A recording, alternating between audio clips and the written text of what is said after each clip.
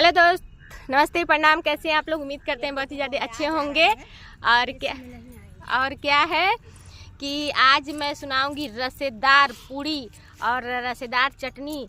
समझ लीजिए कितना अच्छा लगता है। तो जब बाराती आती है तो सभी लोग आते हैं, समधी आते हैं, सब लोग आते हैं तो गारी सुनाते हैं।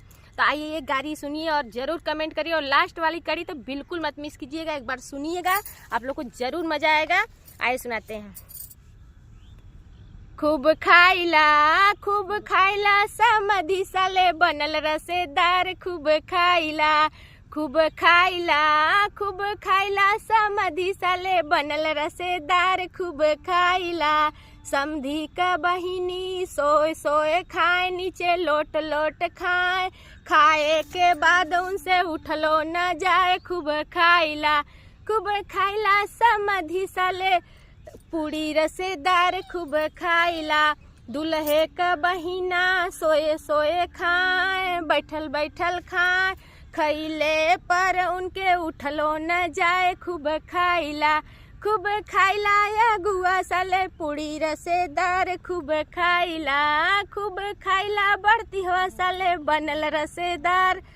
खूब खाइला अगुआ का बहिना सूतत खाए, लोट लोट के खाए, खैले के बाद उठलो न जाए। खूब खाइला अगुआ का बहिनी बनल रसेदार। खूब खाइला भसुरु साले बनल रसेदार। खूब खाइला बसरू का मौसी बैठे बैठे खाए, लोट लोट के खाए, खैले के बाद उनके उठलो न जाए। खूब खाइला बढ़ती हो साले बनल रसेदार। खूब खाइला पंडित साले बनल रसेदार। खूब खाइला पंडित का बहिना लोट लोट खाए, सूत सूत खाए, भुइया में बैठ के ऊ बार बार खाए, जब जादे खाए तब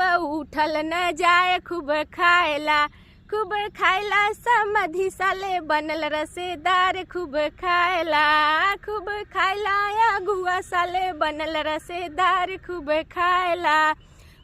खाइला बसुरु साले बनल रसेदार। खूब खाइला। तो कैसा लगा ये गीत कमेंट करके ज़रूर बताइए।